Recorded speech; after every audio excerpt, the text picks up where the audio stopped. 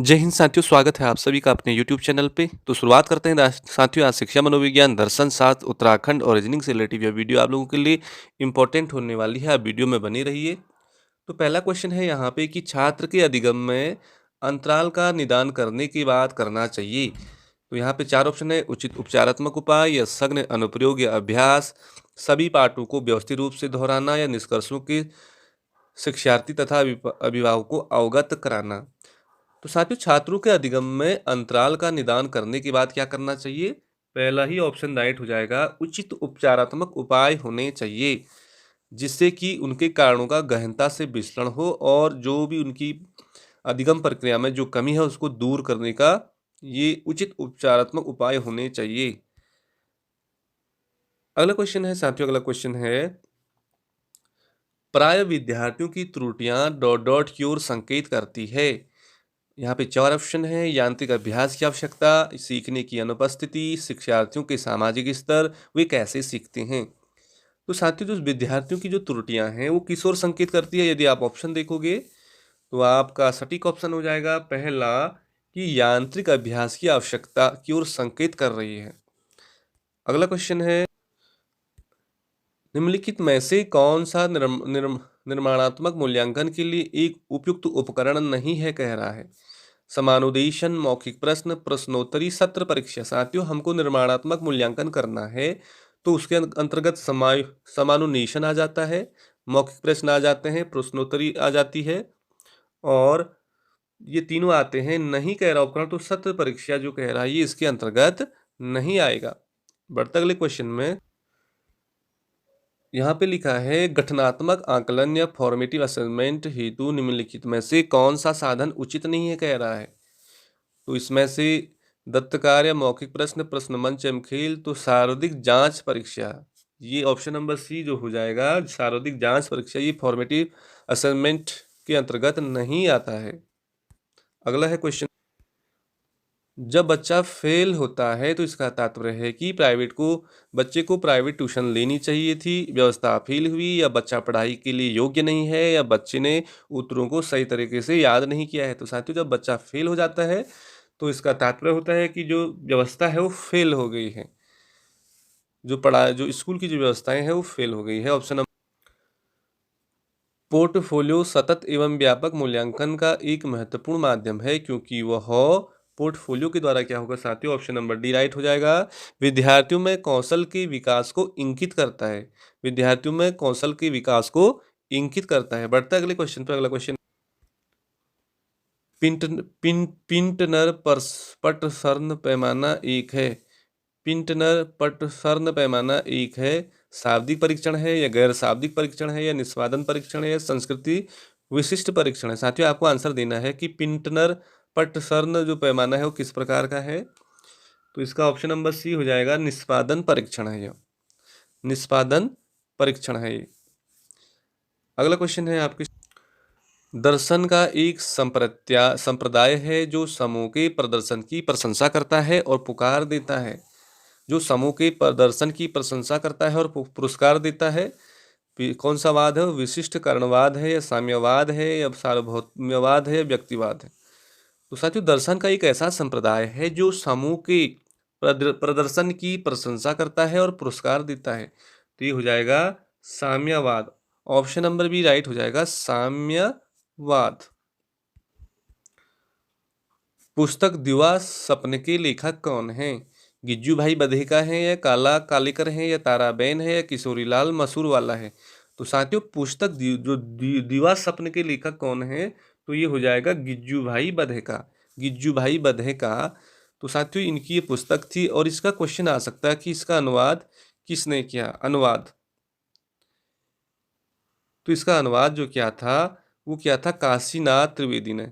अगला क्वेश्चन देखते हैं। अगला क्वेश्चन आपके सामने, कि गांधी की बेसिक शिक्षा में विद्यालयी प्रवेश पर सर्वाधिक प्रभाव किया था।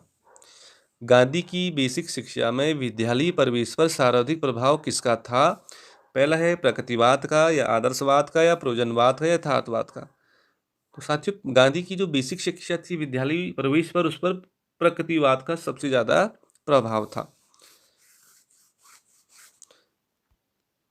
और गांधी जी मानते थे कि बच्चों को शिक्षा स्वतंत्र वातावरण में दिया जाना चाहिए। अगला क्वेश्चन, मुझे 1 दर्जन स्वस्थ बच्चे दीजिए, मैं उन्हें डॉक्टर, जज, भिखारी और एक चोर भी बना सकता हूँ। यह टिप्पणी किस मनोवैज्ञानिक की है? तो वाटसन की है, या हल की है, या जंग की है, या गुथरी की है? तो साथियों, जो वाटसन कहते हैं कि मुझे 1 दर्जन स्वस्थ बच्चे दीजिए, मैं उन्हें डॉक्टर, जज, भिखारी और एक चोर भी बना सकता हूँ। तो ऑप्शन नंबर पहला ही राइट हो जाएगा। मूलभूत शिक्षा या बेसिक एजुकेशन का विचार किसने प्रस्तुत किया? तो डॉक्टर जाकिर हुसैन, डॉक्टर राजेंद्र प्रसाद, महात्मा गांधी, रविंद्रनाथ टैगोर। तो साथियों, जो मूलभूत शिक्षा है, ये सबसे पहले जो बेसिक एजुकेशन का विचार आया था, ये आया था महात्मा गांधी ने प्रस्तुत किया। इसे बुनियादी शिक्षा भी कहते हैं, इसे तालीम शिक्षा भी कहते हैं, और 1937 में गांधी जी लाए थे। मूलभूत शिक्षा का जो विचार था, गांधी जी का था। अगला क्वेश्चन है आपके सामने कि संपूर्ण शिक्षा की संकल्पना का प्रतिपादन किसने किया? अरविंद ने किया, महात्मा गांधी ने किया, स्वामी दयानंद ने किया, या स्वामी विवेकानंद ने किया? तो साथियों, संपूर्ण शिक्षा की जो संकल्पना का विचार था, ये श्री अरविंद जी लाए थे। श्री अरविंद जी लाए थे। और इन्होंने कहा कि जो बालक का स्वाभाविक सर्वांगीण विकास पुष्ट पाठ्यक्रम पर निर्भर करता है, इसलिए अरविंद ने लगभग सभी विषयों का ज्ञान आवश्यक समझा और प्राथमिक स्तर से लेकर विश्वविद्यालय स्तर तक के लिए क्रमिक रूप से इन्होंने विभिन्न विषयों के शिक्षण पे बल दिया। तो कुल मिला के संपूर्ण शिक्षण की संकल्पना का प्रतिपादन किसने किया? पहला ऑप्शन राइट है, श्री अरविंद ने। बढ़ते साथियों अगले क्वेश्चन,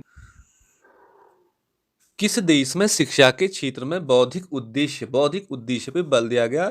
तो भारत, या ग्रीक, या स्पार्टा, या अथेनियन? तो साथियों, कौन सा देश है जहां पे सबसे ज्यादा बौद्धिक उद्देश्य पे बल दिया गया? तो ग्रीक देश, ग्रीक आपको याद रखना है। तो साथियों, ग्रीक देश में शिक्षा के क्षेत्र में बौद्धिक उद्देश्य पे बल दिया गया और ग्रीक संसार का पहला सभ्य देश माना जाता है। यहाँ प्लेटो, सुकरात, अरस्तु जैसे दार्शनिक शिक्षा शास्त्री विद्वान पैदा हुए थे और उन्होंने अपनी बुद्धिमत्ता से दुनिया को एक नई दिशा दी। इसलिए जो ग्रीक देश में बौद्धिक उद्देश्य पर सबसे ज्यादा बल दिया गया। बढ़ता अगला क्वेश्चन है साथियों कि संकुल स्कूल या स्कूल कॉम्प्लेक्स की परिकल्पना प्रथम बार कहाँ स्थापित की गई? उत्तर प्रदेश में, या मध्य प्रदेश, या बिहार, या राजस्थान में? तो साथियों, जो स्कूल संकुल या स्कूल कॉम्प्लेक्स जो ये कॉन्सेप्ट आया, सबसे पहले ये राजस्थान में आया और इसका तात्पर्य था कि जो प्रारंभिक विद्यालयों के एक समूह के अकादमिक पर्यवेक्षक, अनुसमर्थन तथा उन विद्यालयों में पद स्थापित शिक्षकों के अकादमिक मूल्यांकन, पर्यवेक्षक एवं अनुसमर्थन प्रदान करने हेतु स्थापित संस्थान से रिलेटिव था। अगला क्वेश्चन है, यशपाल कमेटी की रिपोर्ट 1993 का नाम क्या था? तो अध्यापक शिक्षण में, या बिना बोझ के लिए, प्रसारण द्वारा शिक्षण, या उपरोक्त में से कोई नहीं? तो साथियों, यशपाल कमेटी की जो रिपोर्ट थी 1993 वाली, वो थी बिना बोझ के शिक्षण, मतलब बिना बोझ के शिक्षण। तो भारत सरकार ने यशपाल समिति का गठन वर्ष 1992 में किया था, जिसका मुख्य कार्य था विद्यालयी बच्चों पर से शैक्षिक बोझ को कम करने का उपाय सुझाना। तो शिक्षण बिना बोझ की रिपोर्ट की रोशनी में ही राष्ट्रीय पाठचर्या जो रूपरेखा 2000 और 2005 का निर्माण हुआ। तो साथियों, जो यशपाल कमेटी की रिपोर्ट थी 1993 की, उसका नाम था बिना बोझ की शिक्षा। अगला क्वेश्चन है यहाँ पे कि शिक्षण के ऊपर कोठारी कमीशन की रिपोर्ट का शीर्षक क्या था? तो शिक्षा और राष्ट्रीय विकास, या लर्निंग टू बी, या शिक्षण में विविधता, या शिक्षण सभी के लिए? तो साथियों, शिक्षण के ऊपर जो कोठारी कमीशन था, उसका रिपोर्ट का शीर्षक क्या था? शिक्षा और राष्ट्रीय विकास। शिक्षा और राष्ट्रीय विकास आपको बिल्कुल याद करके जाना है। एनसीईआरटी के अनुसार की आयु तक के बच्चे में समस्या निवारण कौशल विकसित हो जाता है। तो साथियों, एनसीईआरटी के अनुसार कह रहा है कि किस आयु वर्ग के बच्चों में जो समस्या निवारण कौशल है वो विकसित हो जाता है? +2, +4 साल, +1 साल, +3 साल। तो साथियों, जो +4 साल तक जो क्या होता है कि आयु तक के बच्चों में समस्या निवारण कौशल विकसित हो जाता है, क्योंकि 4 से 5 वर्ष की आयु में बच्चों में वाणी के अर्थ को समझने तथा वाणी के माध्यम से अपने विचार या भावों को व्यक्त करने की योग्यता विकसित हो जाती है। इसलिए एनसीईआरटी के अनुसार +4 साल की आयु तक बच्चों में समस्या निवारण कौशल विकसित हो जाता है। अगला क्वेश्चन है साथियों, अगला क्वेश्चन है साथियों, एनसीएफ 2005 की संस्तुतियों के अनुसार लघु उत्तरात्मक प्रश्नों का प्रतिशत कितना होना चाहिए? 5 से 10% होने चाहिए, या 25 से 40% होना चाहिए, 70 से 80% हो जाना चाहिए, उपयुक्त तो सभी? तो साथियों, एनसीएफ 2005 कहता है कि जो पेपर में लघु उत्तरात्मक प्रश्नों का प्रतिशत कितना होना चाहिए? तो ऑप्शन बी सही हो जाएगा, 25 से 40% होना चाहिए। बाकी बहुविकल्पी प्रश्न होने चाहिए, बहुविकल्पी प्रश्न होने चाहिए। और तो ये था। अगला क्वेश्चन है आपके सामने कि एनसीएफ 2005 मुख्यतः आधारित है। तो किस पर आधारित है? व्यवहारवाद पर है, या संज्ञानात्मकवाद पर है, या मानवतावाद पर है, या संरचनावाद पर? तो साथियों, एनसीएफ 2005 मुख्यतः आधारित है संरचनावाद पर। तो ऑप्शन नंबर डी बिल्कुल आपका राइट ऑप्शन है। राष्ट्रीय पाठ्यचर्या ढांचा 2005 के निर्माण में निम्नलिखित में केंद्र एजेंसी कौन सी थी? तो एनसीईआरटी थी, या सीबीएसई थी, या यूजीसी है, या एनसीटीई? तो साथियों, राष्ट्रीय पाठ्यक्रम ढांचा 2005 का जब निर्माण किया गया तो उसमें केंद्र की कौन सी एजेंसी थी? तो एनसीईआरटी, एनसीईआरटी। और इसमें जब एनसीएफ 2005 का जो जब ढांचा तैयार हो रहा था तो उस समय इसकी अध्यक्षता प्रोफेसर यशपाल ने करी, और इसमें 21 राष्ट्रीय फोकस समूह का गठन किया गया। अगला क्वेश्चन है, अगला क्वेश्चन देखते हैं। अगला क्वेश्चन आपके सामने, राष्ट्रीय पाठ्यचर्या रूपरेखा 2005 के अनुसार कक्षा 1 तथा कक्षा 2 के बच्चों के लिए पर्यावरण अध्ययन को निम्न विषय की पाठ्यपुस्तकों में एकीकृत करना चाहिए। क्या हुआ? गणित, भाषा, एबी दोनों। तो साथियों, ऑप्शन नंबर सी राइट हो जाएगा। तो गणित और भाषा दोनों विषयों को। अगला क्वेश्चन है साथियों आपके सामने। तो साथियों, कुछ दर्शन शास्त्र पर आधारित क्वेश्चन है जो कि बहुत ज़्यादा इंपॉर्टेंट है। तो शुरुआत करते हैं। श्री अरविंद आत्मा को किस रूप में मानते थे? अरविंद आत्मा को किस रूप में मानते थे? ब्रह्मा के अंश के रूप में मानते थे, या चित्त के रूप में, या चित्त धनानंद के रूप में, या इनमें से कोई नहीं? तो साथियों, आपको आंसर देना है कि श्री अरविंद आत्मा को किस रूप में मानते थे। तो चित्त धन आनंद हो जाएगा, चित्त धन आनंद के रूप में मानते थे। बढ़ते अगले क्वेश्चन में। अगला क्वेश्चन है आपके सामने कि सूक्ष्म शिक्षण कम अवधि कम शिक्षण क्रियाओं वाली प्रवृत्ति है, किसने कहा? DW एलन ने कहा, या BM शोर ने कहा, या DD तिवारी ने कहा, इनमें से कोई नहीं? साथियों, सूक्ष्म शिक्षण कम अवधि कम शिक्षण क्रियाओं वाली प्रवृत्ति है, ये स्टेटमेंट किसका है? सटीक आंसर देना है आपको। तो BM शोर हो जाएगा, BM शोर ने कहा। नेक्स्ट क्वेश्चन, किस वेद में तत्व मीमांसा एवं ज्ञान मीमांसा संबंधी मंत्र अधिक हैं? तो ऋग्वेद में है, यजुर्वेद में है, या अथर्ववेद में है, या सामवेद में है? साथियों, आपको बताना है कि तत्व मीमांसा एवं ज्ञान मीमांसा संबंधी जो सब मंत्र हैं वो किस वेद में सबसे ज़्यादा है? तो साथियों, ऋग्वेद इसका बिल्कुल राइट ऑप्शन हो जाएगा। ऋग्वेद आपको याद रखना है। बढ़ते हैं अगले क्वेश्चन में। अगला क्वेश्चन है साथियों, फ्रोवेल की दृष्टि से शिक्षा का सर्वप्रथम उद्देश्य क्या होना चाहिए? शारीरिक विकास होना चाहिए, या मानसिक विकास होना चाहिए, या आध्यात्मिक विकास होना चाहिए, या इंद्रिय परीक्षण होना चाहिए? तो फ्रोवेल की दृष्टि से साथियों, शिक्षा का जो सर्वप्रथम उद्देश्य है वो ऑप्शन आपके सामने सटीक हो जाएगा, आत्मिक विकास। आत्मिक विकास इसका बिल्कुल राइट ऑप्शन है फ्रोवेल की दृष्टि से। बढ़ते अगले क्वेश्चन पर। हमने प्रयोजनवादियों ने शिक्षा के किस आधार पर सबसे अधिक बल दिया? जो प्रयोजनवादी थे साथियों, इससे जॉन डीवी संबंधित हैं, और जॉन डीवी की पुस्तक थी हाउ वी थिंक। आपको याद रखना है, इस बार आ सकता है हाउ वी थिंक करके। किसकी पुस्तक है? तो जॉन डीवी की है। और यहाँ पे पूछ रहा है कि प्रयोजनवादियों ने शिक्षा के किस आधार पर सबसे अधिक बल दिया? दार्शनिक पे दिया, या सामाजिक पे दिया, या आपका मनोवैज्ञानिक पे दिया, या राजनीतिक पे दिया? तो साथियों, इसका सटीक ऑप्शन है उन्होंने सामाजिक पक्ष पे सबसे ज़्यादा जोर दिया, बल दिया। अगला क्वेश्चन देखते हैं। अगला क्वेश्चन है कि एक बच्चा सो को वॉच तथा न्यूक्लियर को अनक्लियर में अंतर नहीं कर पाता है, वह किस रोग से ग्रस्त है? पढ़ने संबंधी जो अक्षमता आ रही है उससे कहते हैं डिसलेक्सिया। एलेक्सिया क्या है साथियों? ये भी पढ़ने की क्षमता से रिलेटिव है। ब्रेन लिपि किन बच्चों से संबंधित है? जो दृष्टिबाधित बच्चे होते हैं वो उनसे ब्रेन लिपि संबंधित है। अगला है, अमेरिकी राष्ट्रपति का नाम बताइए जो पोलियो ग्रस्त थे। पोलियो, तो उनका नाम था रूजवेल्ट। साथियों, पोलियो किस कारण होता है? ये वायरस जनित बीमारी है, वायरस से फैलने वाली बीमारी है पोलियो। बढ़ते अगले क्वेश्चन में। अगला क्वेश्चन है आपके सामने,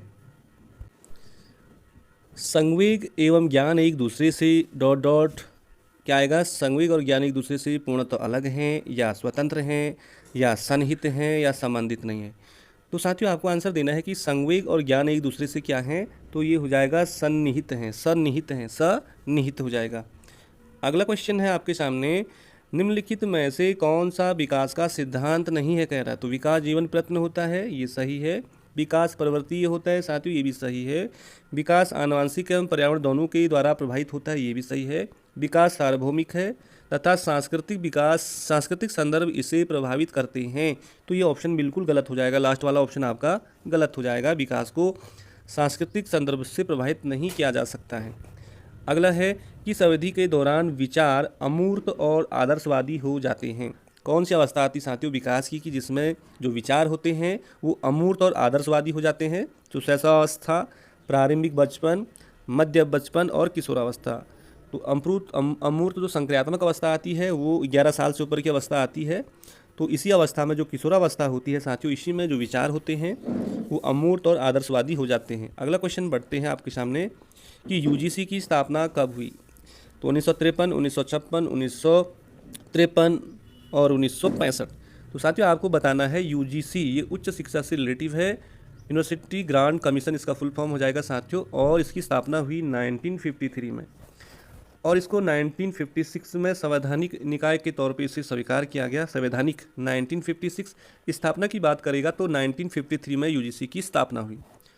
अगला है, मांटेसरी का जन्म किस देश में हुआ? साथियों मांटेसरी, मारिया मांटेसरी ये एक दार्शनिक थी और शिक्षा पे इन्होंने बहुत कुछ किया, और ये किस देश की निवासी थी? तो इसका सटीक ऑप्शन हो जाएगा इटली। इटली की मांटेसरी निवासी थी। और मांटेसरी के जो शैक्षिक दर्शन को पढ़ के जो गिज्जू भाई थे, ये बहुत ज़्यादा प्रभावित हुए गिज्जू भाई, और इन्होंने भी बहुत सारी पुस्तकें लिखी है गिज्जू भाई ने।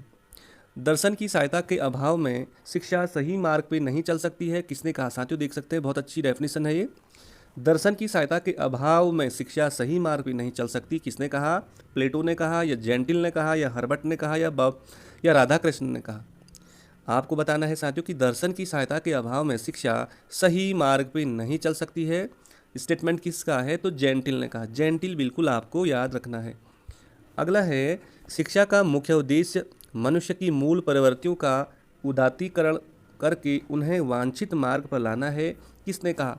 रूसो ने कहा, हर्बर्ट स्पेंसर ने कहा, मैकडूगल ने कहा, या जेम्स वार्ड ने कहा? साथियों आपको बताना है कि शिक्षा का मुख्य उद्देश्य मनुष्य की मूल प्रवृत्तियां, जहाँ पे मूल प्रवृत्तियां शब्द आ गया तो मौ से आपको मैकडूगल याद रखना है कि मूल प्रवृत्तियों से रिलेटिव मैकडूगल संबंधित है। तो शिक्षा का मुख्य उद्देश्य मनुष्य की मूल प्रवृत्तियों का उदात्तीकरण करके उन्हें वांछित मार्ग पर लाना है, स्टेटमेंट है मैकडूगल का। अगला क्वेश्चन है साथियों कि एनसीसी की स्थापना कब हुई? एनसीसी नेशनल कैडेट कोर, इसकी शुरुआत कब हुई? 1948 में हुई, या 1958 में हुई, या 1968 में हुई, या 1978 में हुई? साथियों एनसीईआरटी की शुरुआत कब हुई? तो 1958 में हुई।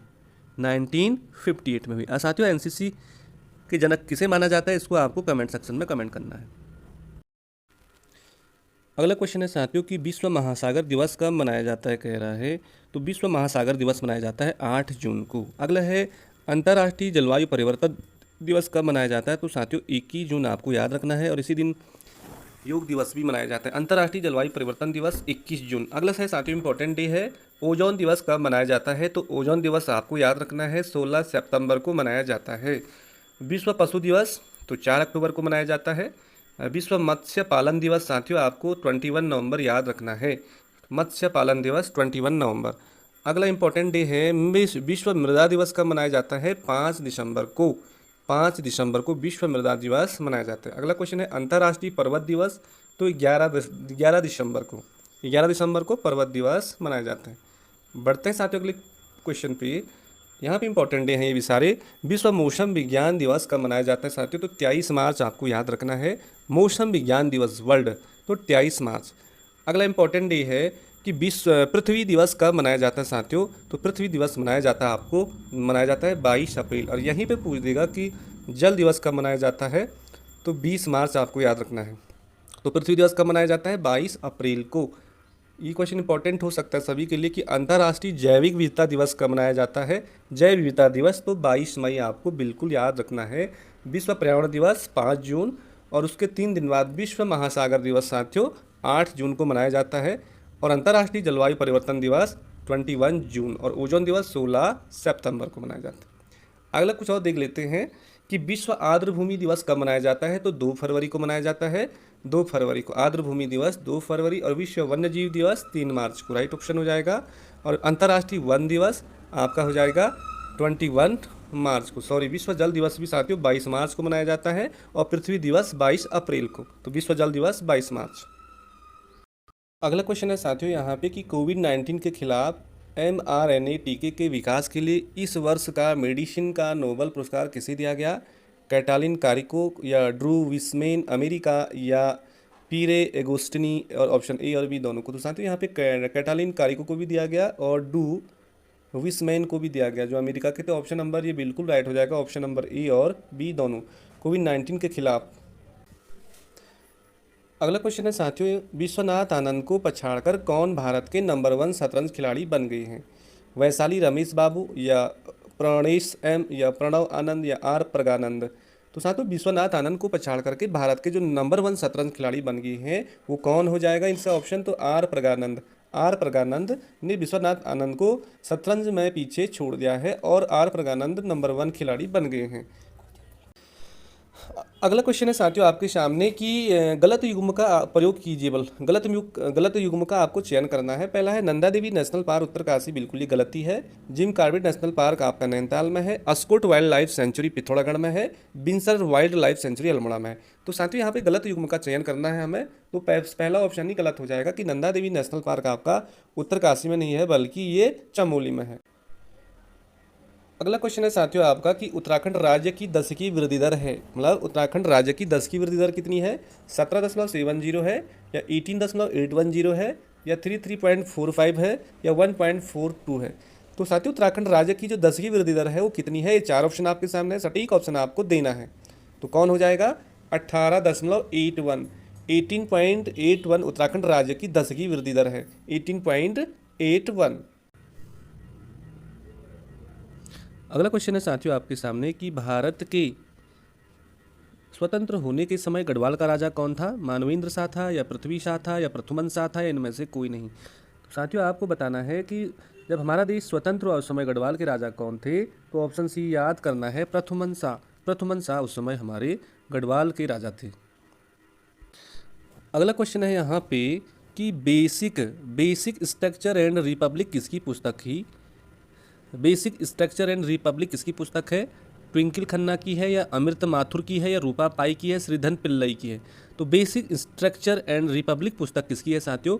तो श्रीधन पिल्लई की, श्रीधरन पिल्लई आपको ऑप्शन बिल्कुल याद रखना है। अगला क्वेश्चन है साथियों कि भारत ने किस देश को 3-2 से हराकर पहली बार बैडमिंटन एशिया टीम चैंपियनशिप में स्वर्ण पदक जीता? भारत ने किस देश को साथियों 3-2 से हराकर 3 और 2 से हराकर पहली बार बैडमिंटन एशिया टीम चैंपियनशिप में स्वर्ण पदक जीता? कौन सा देश को हराकर? मलेशिया या जापान या चीन या थाईलैंड?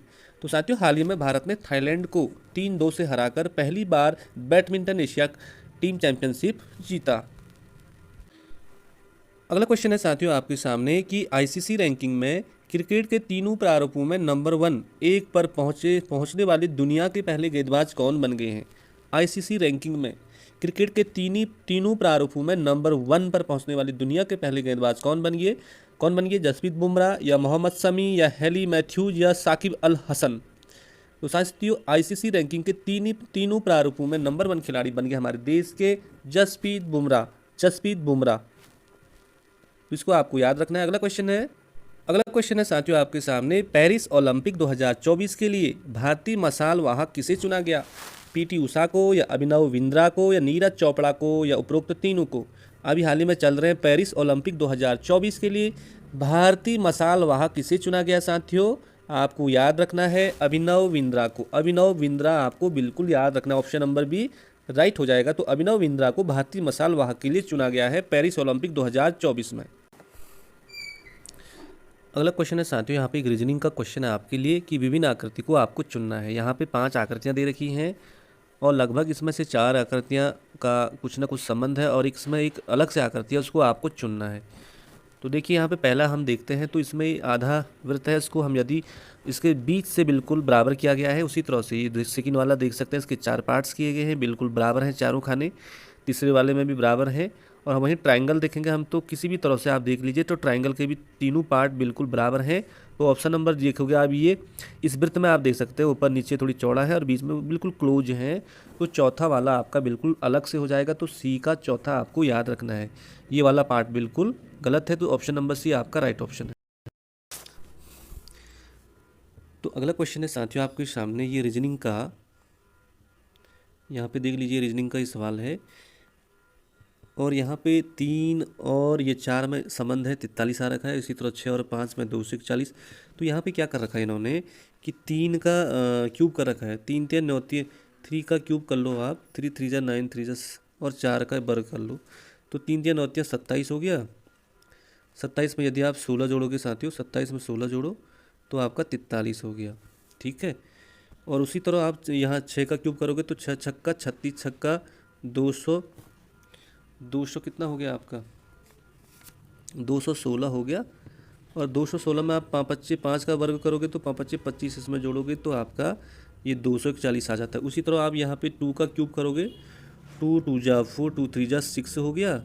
और इसका स्क्वायर करोगे ना, 2 2 जा 4, 2 जा 8 हो जाएगा ना, 2 का क्यूब 8, और इसका स्क्वायर हो जाएगा 121। तो 121 में आप 8 ऐड करोगे तो आपका ये आ जाएगा 129 आ जाएगा यहाँ पे 129।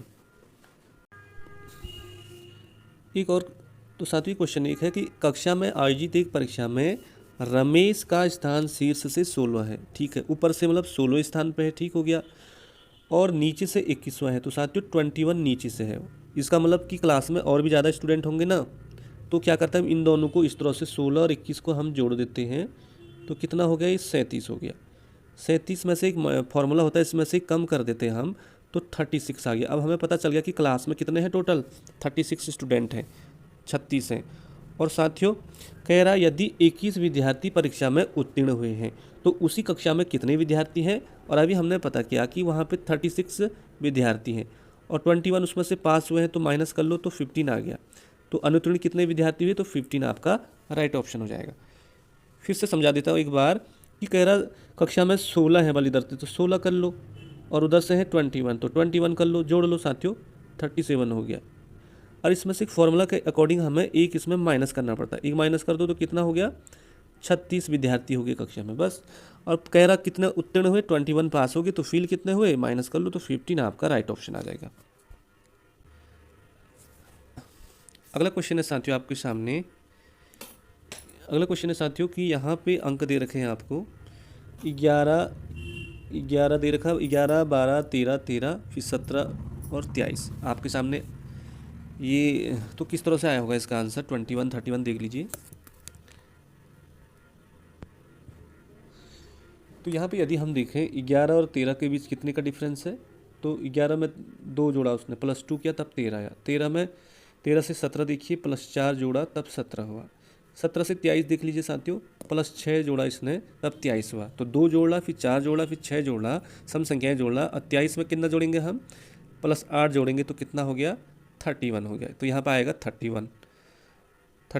और उसी तरह से हम दूसरे वाले में रिलेशन देखें तो 12 में 1 जोड़ा है तो कितना हो रहा, 13 में 3 जोड़ा है तो 16 में अब हम 5 जोड़ेंगे, विषम संख्याएं जोड़ेंगे ना, 1 3 5, तो आपका 21 हो जाएगा। तो एक आ गया 21, दूसरा आ गया 31, तो आपका सटीक ऑप्शन हो जाएगा ये 21 और 31। अगला क्वेश्चन है साथियों कि जमरानी बांध उत्तराखंड के किस नदी पे है। तो जमरानी बांध ये कुमाऊं क्षेत्र में हल्द्वानी के आसपास, तो गोला नदी पे बना है जमरानी बांध।